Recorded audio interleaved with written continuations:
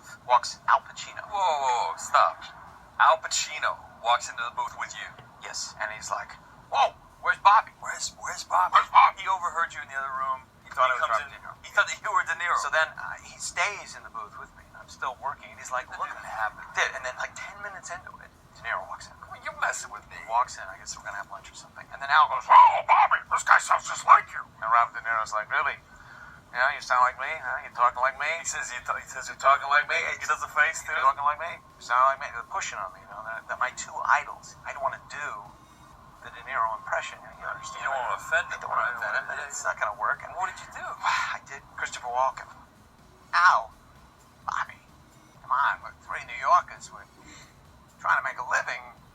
I hire a gun, and then Al goes ballistic. Goes, "This guy, magic balls, magic balls." Out he goes, Mr. View, and then De Niro and I are alone. De Niro's like, "I was scrutinizing me.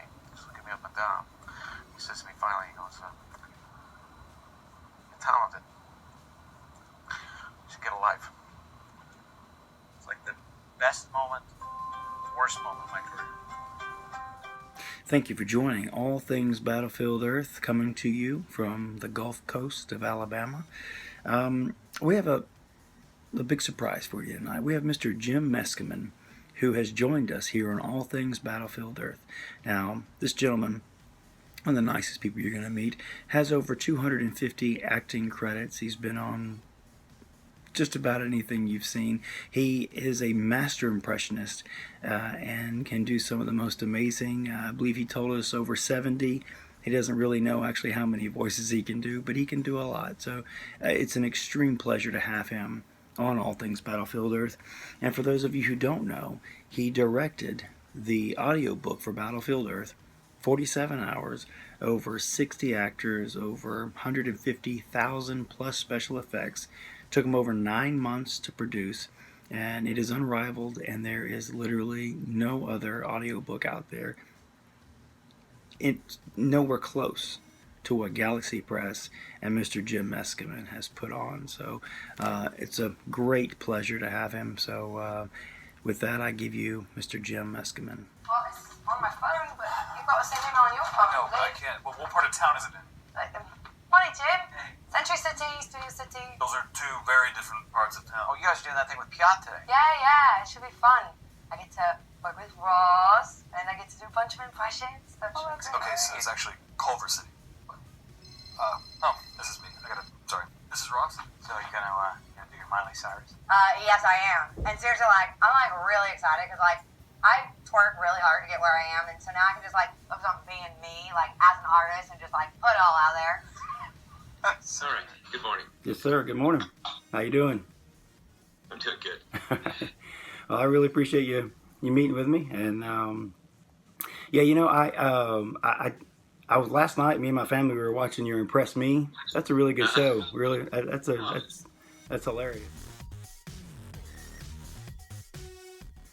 Thank you. I'm glad you like it. Yeah. We had a good time with it. Yeah. We're I think we're in starting episode 4 now. So it's really no good. kidding. Yeah, it's really nice.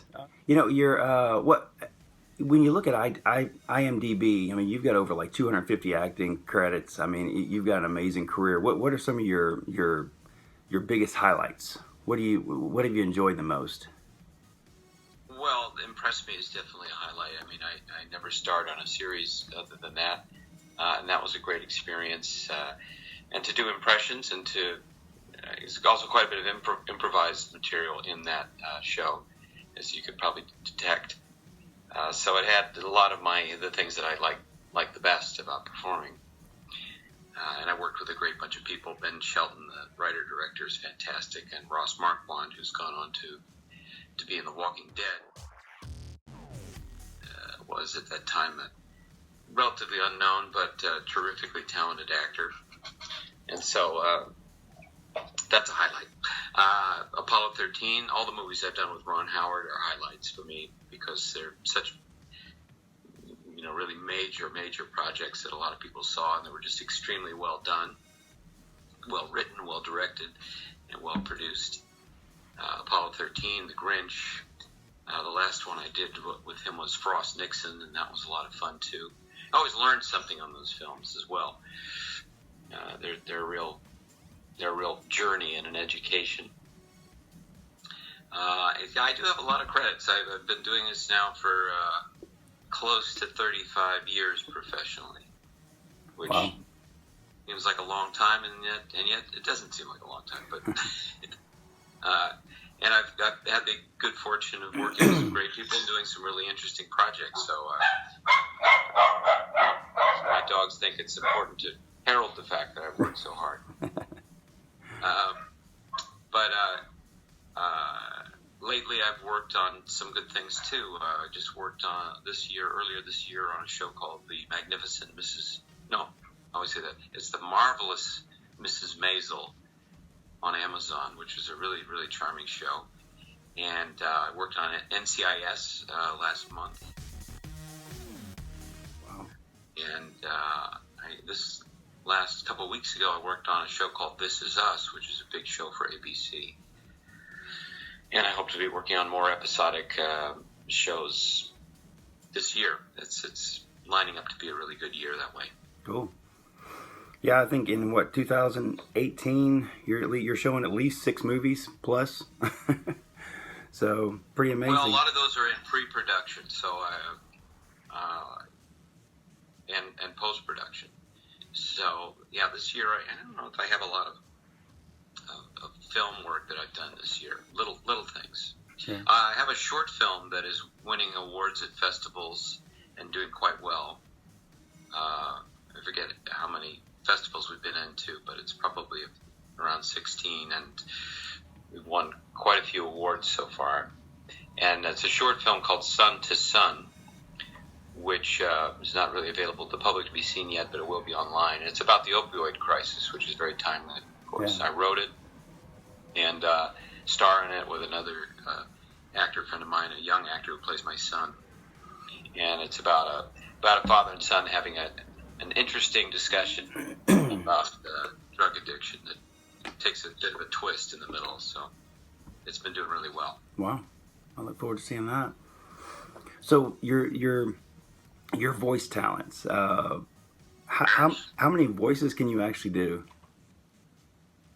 You know, it's one of those numbers that fluctuates, like the stock market. I learn new ones all the time, and there are some that I have to retire. Some impressions that I really no longer do for various reasons. Yeah. You know, the celebrity market is also a volatile market these days. So my Kevin Spacey and my Bill Cosby are not in demand anymore.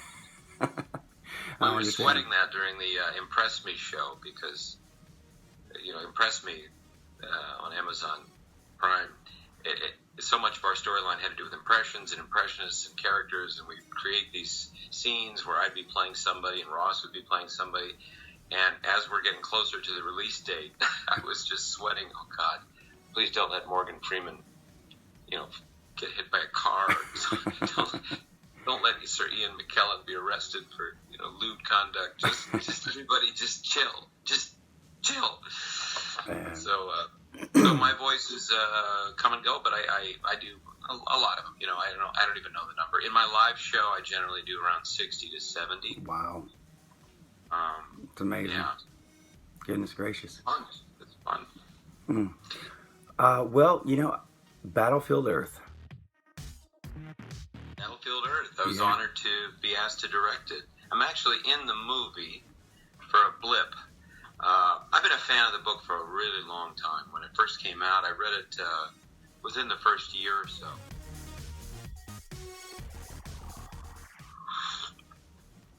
I'm a fan of science fiction and Hubbard's fiction. And, that book, as I'm sure you've talked to people about, is such a page-turner. I mean, it is absolutely impossible to put down once you get a few chapters in. And it's designed that way. I mean, he's a very, very good writer. I know now from having directed a lot of his work that as an author, like a lot of good authors, he controls your attention completely and tells you what to think about, what to look at, and what to feel. And he will not let you go until he's told you his story. And Battlefield Earth is, as you know, 1,000 pages just about. And oh my God, if you're incautious enough to start it, that's what you're gonna be involved with for the foreseeable future. And it's just a pleasure. So to be asked to direct it was great. I did a few voices on it, but mostly I was just trying to not insinuate myself into the production so much as a voice talent, but as a director, and to bring these great scenes off. And we had a bunch of really terrific voice actors. We had over 60 actors to play nearly 200 roles.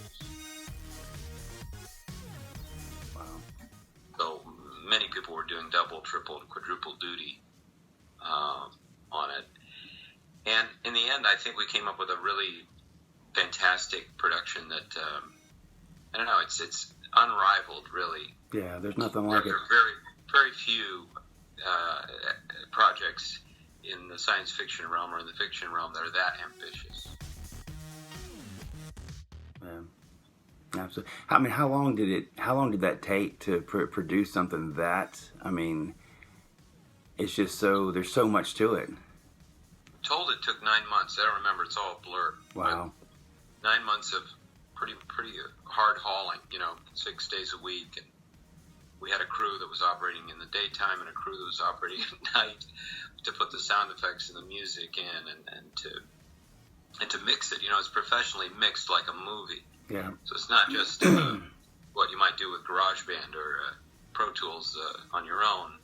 We had a professional Hollywood mixer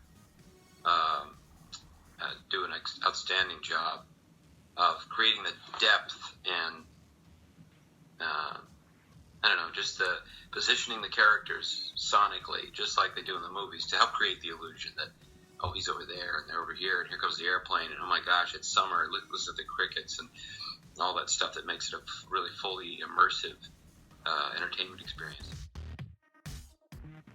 Yeah, absolutely. And the thing is people, as I get to talk to people doing the Battlefield Earth thing online here, is that people can't get enough of it. I mean, personally, I've listened to it several times. It's just, and every time you listen to it, you find something else. There's something else or another detail. So it's very dense. What do you have a favorite scene or character? My favorite part is the discovery of the underground base.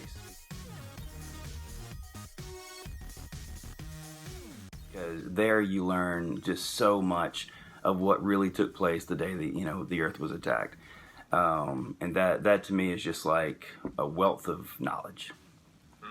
Yeah. That's a great scene. Yeah. He paints the scenes so beautifully. Hubbard does. He shows you just what you need to see so that you fill it in with your mind's eye.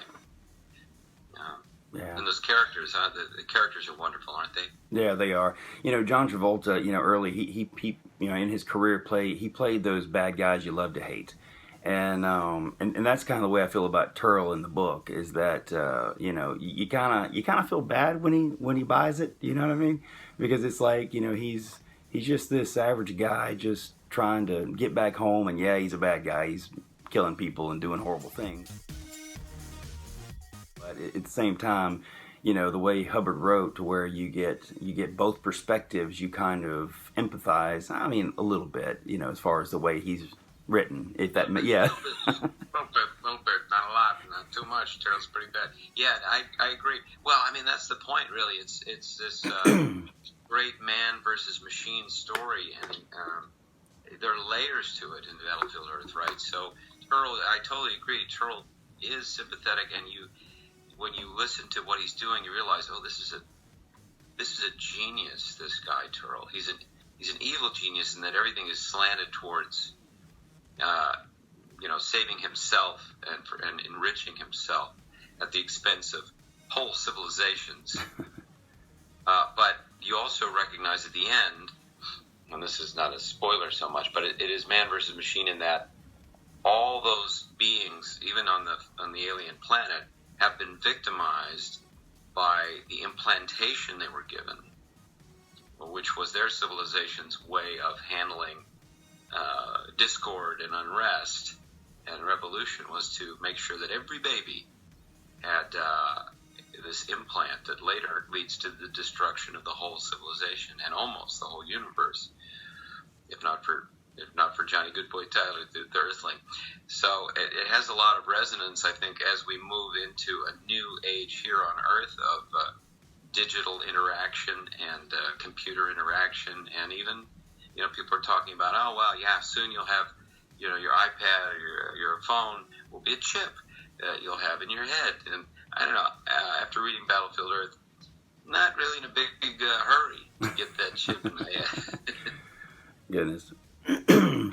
Well, it's amazing production, and Galaxy Press, they're continually keeping the brand alive. I mean, they say they're coming up with a full comic book of the movie. Yeah, graphic novel. Yeah, yeah. I've seen it. It's amazing. Yeah. Yeah. It's gorgeous. Amazing. When did you guys- I wanted to ask you another question. It says that I've read up, and it says you are big into you do oil paintings.